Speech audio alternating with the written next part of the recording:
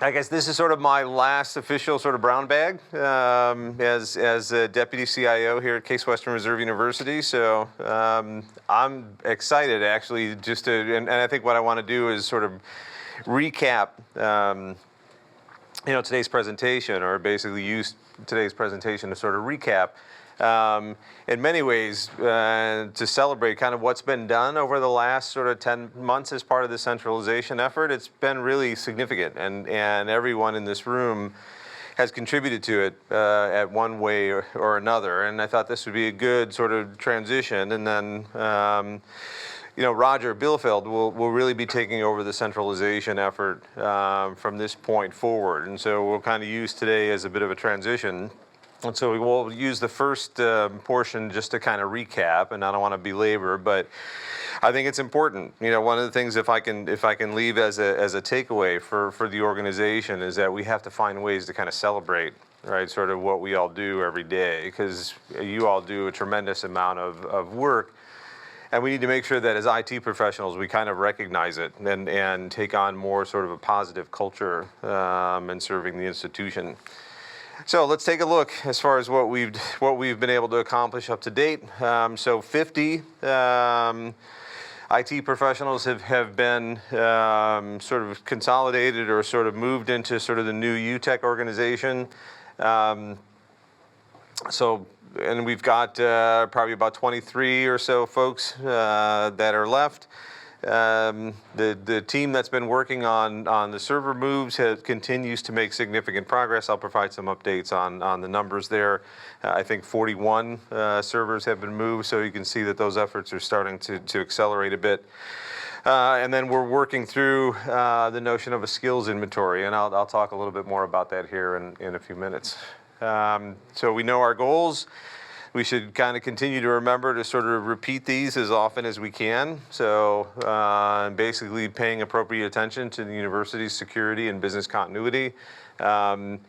Making IT a consistent experience for folks across the campus, optimizing the university's investment, and then really ensuring that we're providing professional development for IT professionals so we can ensure that the services that we're providing to the campus are state-of-the-art, right, and are appropriate for a world-class institution. Mission, vision, core values. This is not sort of amount of sort of insignificant work, right, to be able to come up with a good mission statement. I think we started back in February when we started the consolidation effort to really talk about what is future state, and folks kind of contributed to what we feel is a pretty solid mission statement, right? So we support and enhance the academic and research mission of Case Western Reserve University. We do this through service, right, enabling infrastructure, effective administrative systems, and innovative solutions. So that's really why we're here.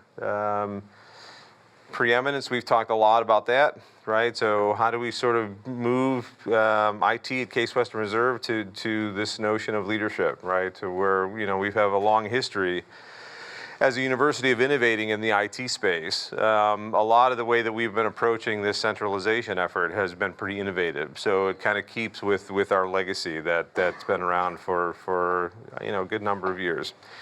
Values, I think, is important. That work is going to continue. I know, Melissa has presented some ideas. The leadership team has talked about.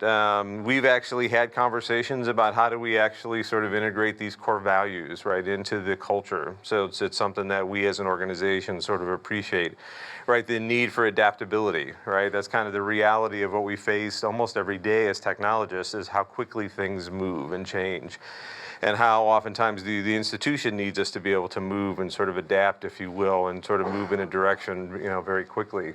This notion of service excellence. And I think Sue has brought us sort of a newfound passion for service and ensuring that our colleagues across the institution are supported in a manner that's appropriate for their role and for the importance within the organization.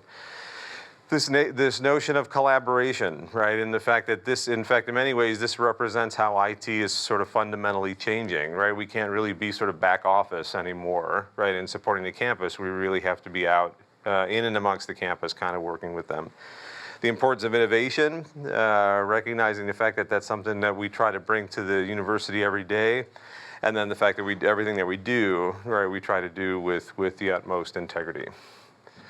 So, guiding principles, right, culture of we, honoring what is, right? I mean, so we have a distributed institution, so we'll be designing an IT organization, right, that kind of fits that culture, and the fact that we're all sort of moving to sort of a new organizational destination, if you will. So this has been sort of an overview of our strategy. This is all available on the website. Melissa and the team's done a good job of sort of laying basically all these things out so that folks can kind of get a sense of why we're approaching the consolidation effort the way we have been. Campus engagement has been a significant part of our efforts here, and will continue to do so. In fact, as you have ideas and opportunities, please, don't hesitate to share those with the leadership. And then professional development. So we've right really out of the gate, we've been paying attention to this. So I've been meeting with folks individually that are new to joining the organization. We worked a little bit with the goal-focused development plan, which the I guess what was formerly the deputy CIO leadership team is going to be taking a closer look at that to see what we can actually glean from looking at that across the organization. We're going to be working a skills database, which I think will be finally vetted and sort of introduced to the campus, I would say probably around the first of the calendar year. And then we have the entire management team, right, of IT from across the university going through the More Advanced Leaders program. So right out of the gate, I think we've made good on sort of our commitment, the fact that we're actually interested in people's professional development, right? And that just will continue. It has to continue, right? I mean, things are moving so quickly from a technology standpoint. We have to make sure that we have IT professionals, right, that are versed on some of the newest technologies, and be able to bring those to the campus, right, for opportunities for innovation. So the personnel updates, probably not resolving too well on this. So we have moved to date 50 professionals in the way that we've described. So we're just removing that main reporting line for each team. The team sort of stays intact. And so that's, I think we're through the end of November there. The balance of this year, so MSAS is going to happen sort of the end of this month. Dental is going to happen end of this month. The college is actually going to happen at the end of this month. School of Engineering will happen at the end of December. And then we're sort of working out the final details with both security and university relations, but that'll happen sometime between now and the end of December. So there's some other organizational things that we're trying to collaborate on with those departments in order to position things appropriately for the transition.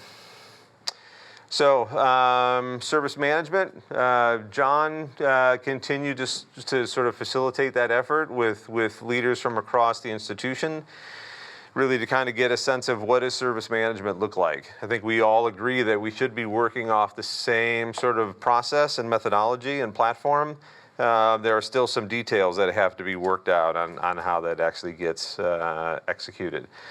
Part of it is actually understanding what the support needs are for the campus. So if we have a sense of what the support needs are by school and what we collect centrally, then we'll get a sense of what the volume is. And when we get to the stage of sort of designing the new organization, we'll have an opportunity to take a look at that. Yeah, I do want to correct, actually, there's the last bullet point. So we've had some conversations around the notion of desk side, and we're actually leaving that option open. So Melissa, we should change the wording on this slide for future posterity, if you will. I think we're leaving those options open. As Sue and I have talked about it, and the rest of the leadership team has sort of discussed this, we don't know that we need to commit or we should commit to a specific direction at this point. We really have to take some time to make sure that we're providing the best possible service that we can to the campus from a desk side perspective. Hardware and infrastructure, yeah, same thing. This doesn't resolve too well. I think the team has moved 41 systems to date. There's been 21 systems that have been shut down. So we have about 126 servers that are not under warranty, right? So I'm sure you can appreciate most of the people in the room are IT professionals, right? The kind of risk that provides, and then we've got 9 where the operating systems are no longer supported. So all these kind of represent some risks. We need to kind of continue to work on sort of our square footage and wattage estimations, kind of making sure that we're collecting the right metrics there. But the team is clearly making some good progress in what is really difficult work to sort of untangle. And basically, this just provides sort of specific numbers on that. So I'm trying to be cognizant of the time. If I'm kind of moving through this stuff fairly quickly, one, I think we've all seen this, and two is I think it'd be good for us to spend some time, right, having some conversations as we've tried to emphasize over the last few months in these meetings. So I think I've talked before about this notion of kind of shifting into a new phase. So from the beginning of January up until now, most of the focus has been on sort of the enterprise IT organization, right? And sort of working to bring folks in as part of the larger organizational unit. Now we kind of need to shift focus out to sort of distributed IT and sort of what are the units look like and what kind of work do they do in each of the schools in the college, right, and some of the larger management centers. So we've kind of decided, to use a framework or methodology that's kind of consistent across the board. So we'll be looking at, service catalogs. What are the services that each of the groups provide? We mentioned sort of the skills inventory. And I think what's important from a skills inventory is not only do we want to have a sense of where do the skills exist within the organization, but where are there opportunities, where is there interest from various IT professionals that actually want to develop, and what skills do they want to develop? So as we work to sort of move forward as an organization, we have a sense of who has interest in developing skills in particular areas. So we're also referring to this notion of requirements as kind of social technical culture, right? So what is unique about each school? So for example, Roger and I were talking about this yesterday, and I remember having the conversation with Eileen and Dean Whiting. Because of the nature of the programs at Weatherhead, Weatherhead has a specific set of requirements for IT and AV supports around the classroom. They're the only school that has sort of unique requirements like that. So that's something we need to understand. The dental school has a dental clinic, right? That's a unique set of requirements. So as we look across the institution, we're recognizing that each school and the college actually has very specific needs for IT support. And so as we kind of move forward in subsequent phases and sort of figure out ways to optimize our investment, we need to understand, right, what the needs are from each school. So we'll look at projects. Right, what are the current projects, right, that the groups are working on, and then the financial review, which Alita is facilitating with her colleagues across the campus. So, and this is going to take us probably 6 to 8 months, quite honestly, to sort of go in and do this assessment. And it's going to take a little bit of time to be able to figure this out. But I think in order to understand where things are going to go long term, I think this is important information. So, people have talked about it. It's like, why are we doing this? What do we kind of hope to gain out of this? And I think in many regards, this is this notion, right? So how do we create more capacity within the organization? How do we enable, the teams that exist within the schools, right, to be able to be freed up to support sort of very unique and specific needs of that particular school? How do we sort of take services that are more maybe commodity or something that we can gain economies of scale by consolidating and find a good balance, right? So that we can enable more innovation, create some more capacity.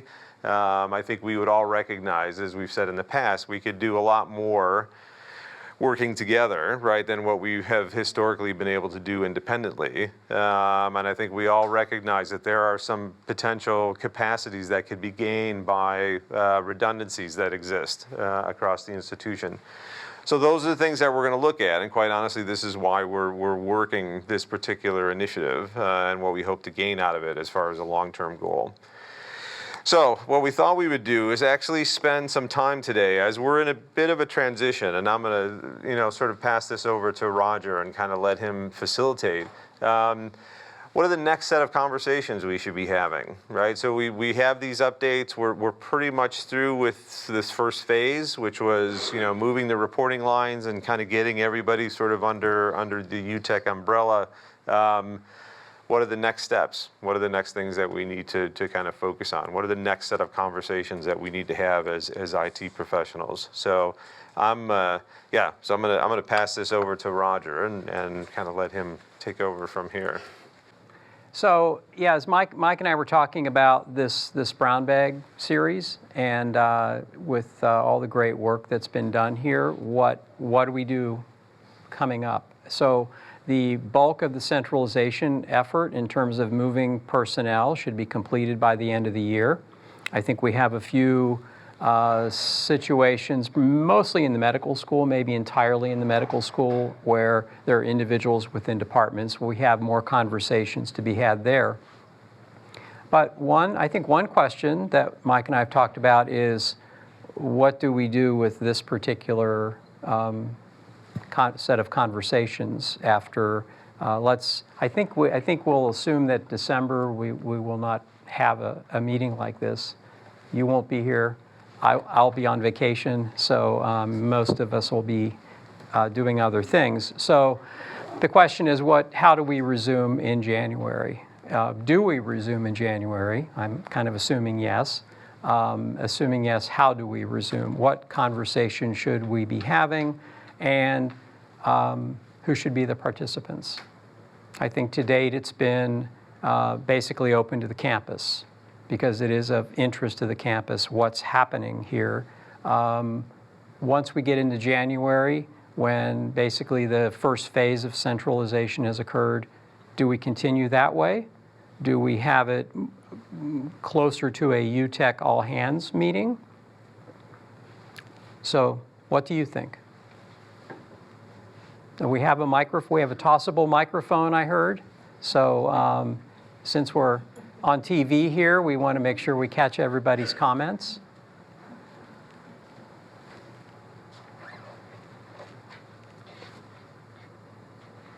Somebody must have some. There we go.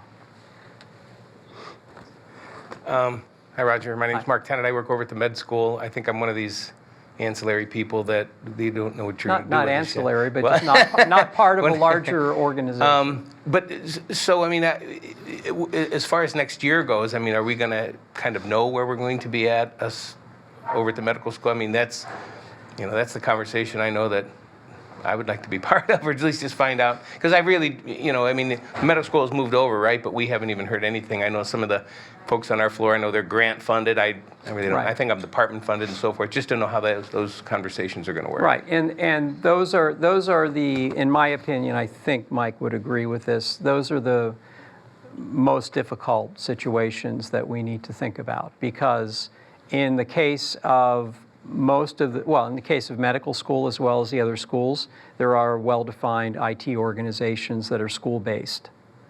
In a few cases outside of the medical school, there are departmental IT staff. But the medical school has a lot of departmental level or research center-based IT staff.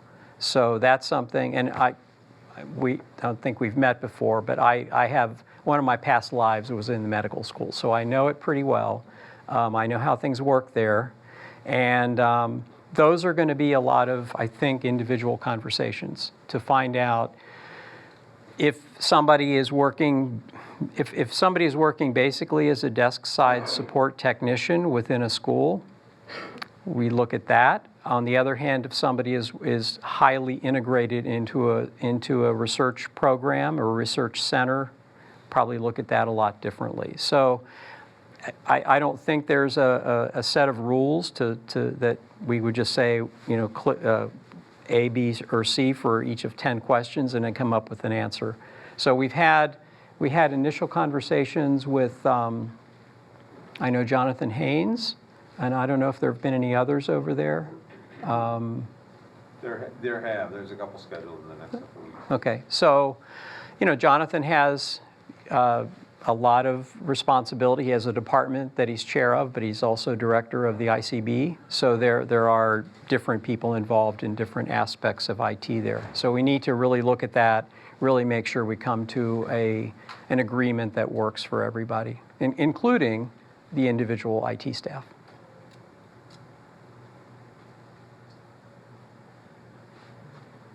So I hope I answered your question. And I think you should be, since you would be affected, it sounds like, or might be, then you should have a say and talk about this with your supervisor and be part of the conversations.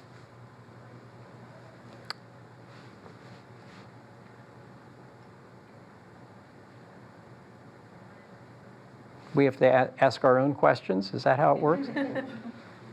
No, here we go. Or it's a short lunch. Yeah.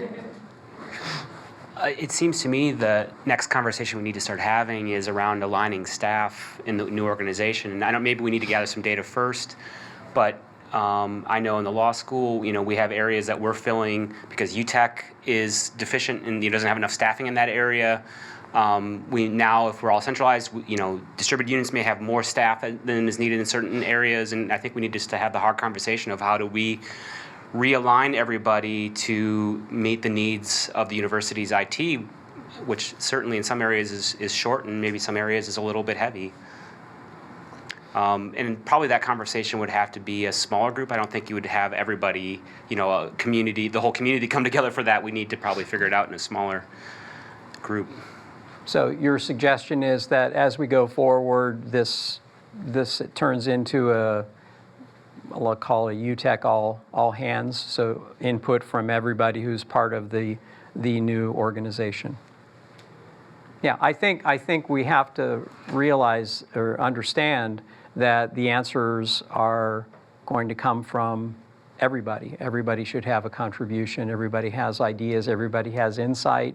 Everybody who's based in one of the schools or the college or another unit inside of UGen understands how those individual units have worked in the past.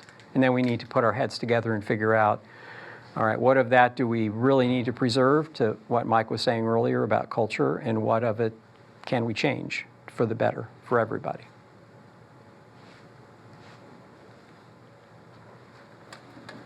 Are you really going to throw it?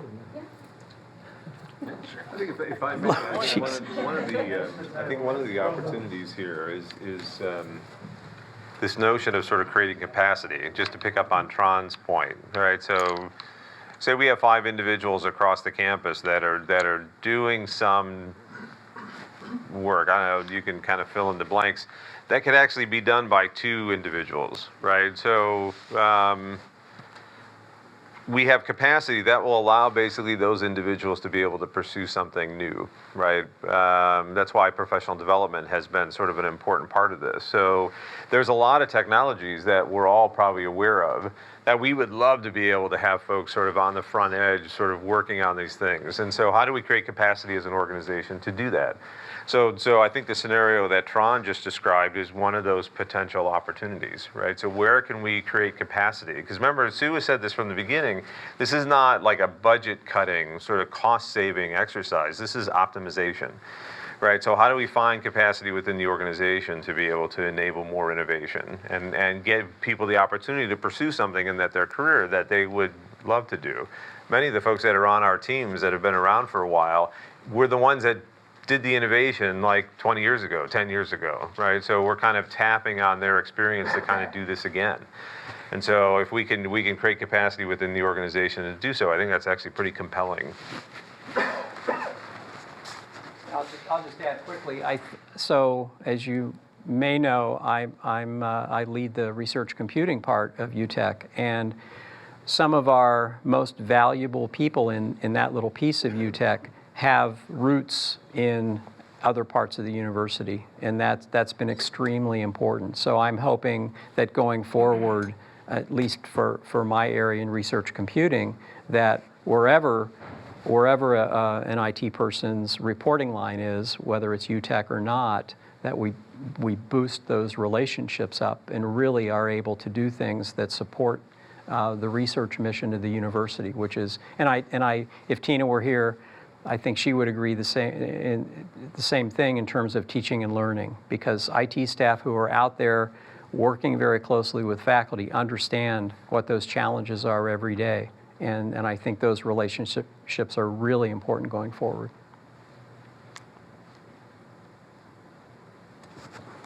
I was going to suggest, as we get more growth into the UTech organization, we're going to bring the security awareness training to pretty much everybody with the UTech on their business card, so to speak.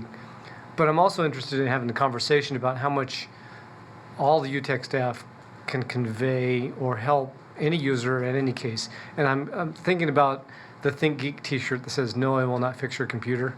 Just because you're an IT person in your family, Thanksgiving's coming up, they're going to say, "Oh, you work in IT? Can you fix my computer?" But I'd like it to actually kind of be like, I can help you secure your experience. And so one of the conversations I think it would be helpful to have as, kind of organization building, team building, is that, what security things that you have in your pocket that I need to get to you so you can share that in a teaching way. And noting that the thing says, "Please do not throw this at anyone's head." That's what it says on the bottom. Part of that is when you're encountering a customer and there's a security problem, you might be able to address it right quickly, but then refer it up the chain to where it needs to be done. You're not going to throw something at their head right away, but you might be able to, bandage it. So that's the conversation I think I'd like to start engaging in next year, is that, what security things can all of UTech staff do, and then different levels. You might be the person who's good at Windows first aid, and other people may be the whole network risk perspective. It's important to make sure that's part of everyone's portfolio. Don't throw that in my head.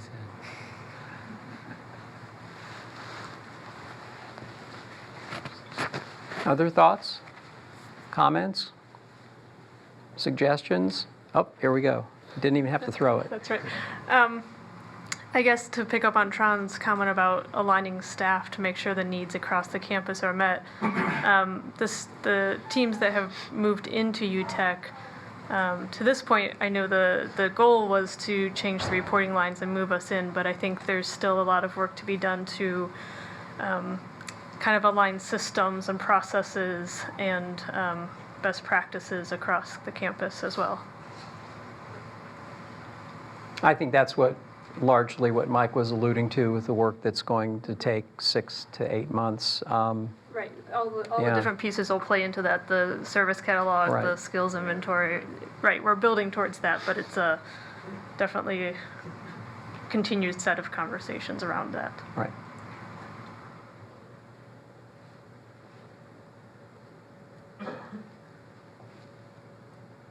You have any questions, Mike? I have any questions. I have lots of questions, actually.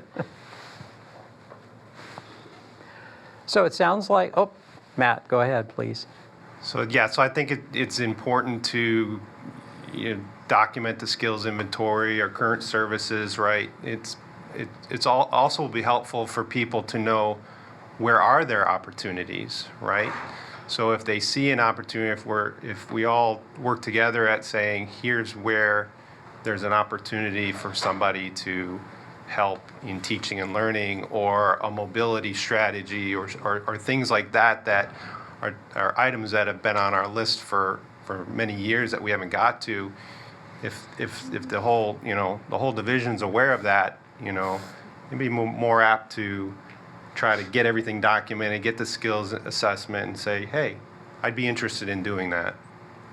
So we need to make yeah. sure we document that kind No, of I stuff. think that's an excellent observation, that it may well be the case that there are folks who have been in distributed IT outside of UTech or ITS who are not really aware of what we have, may be aware of what we're doing today, but not aware of the things you were mentioning that we really want to do, we'd really like to do, but we just don't have the resources or haven't had them yet.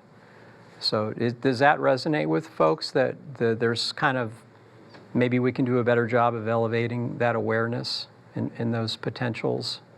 Okay, so that's something we can work on. Okay, good. Yeah, I think the greatest opportunity we have is for effective communication. It's still, just in the conversations we've had over the past couple of years, it's something that both our distributed IT colleagues, our management and staff have all sort of indicated the fact that we could communicate more effectively. So I think that's going to be critical. How do we get an organization of 200 that's sort of distributed across this campus, right, to have a sense of what's going on? So sort of the right people, if you will, kind of have the right information at the right time. Actually, I don't even think we need this anymore. Yeah, so I think that's important. I think it's going to be a challenge for the organization moving forward. Is how do you communicate effectively and right, and make sure that people have relevant information.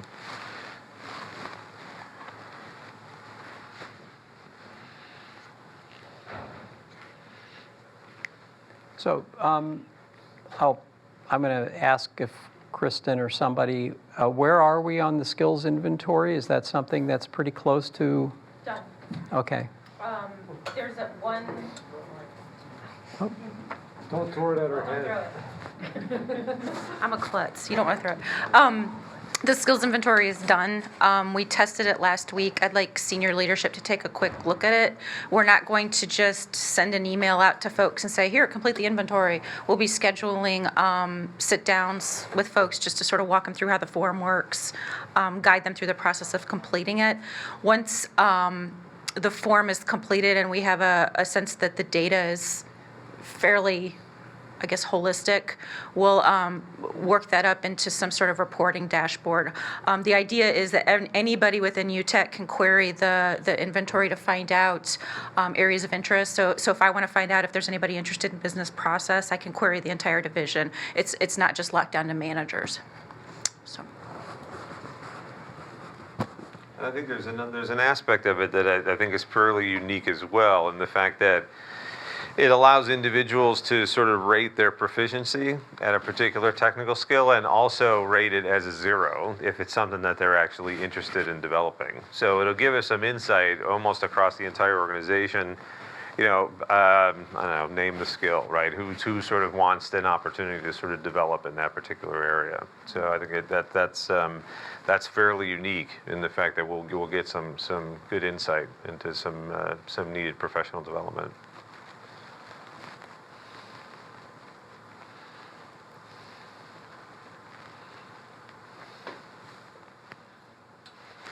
So it sounds like we have maybe a consensus here on what to do starting in January, and that is to continue to have these, but really have it be a UTech meeting, sort of an all hands. But it's really designed to continue the conversations around centralization, and to make sure we are listening to and willing to address all the concerns and suggestions and so forth that come up. Does that sound right? Okay.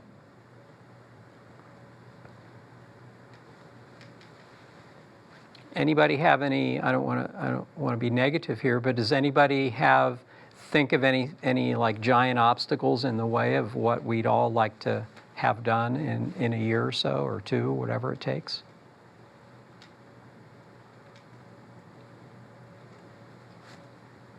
No.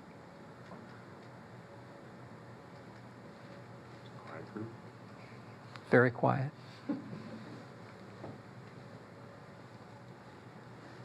Okay, so that was the last agenda item? Yeah, yep, that's it.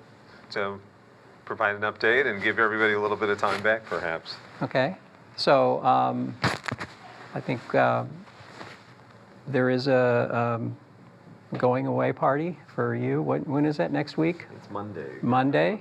So please come by. But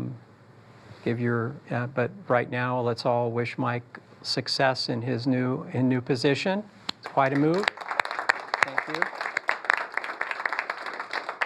Thanks, Roger.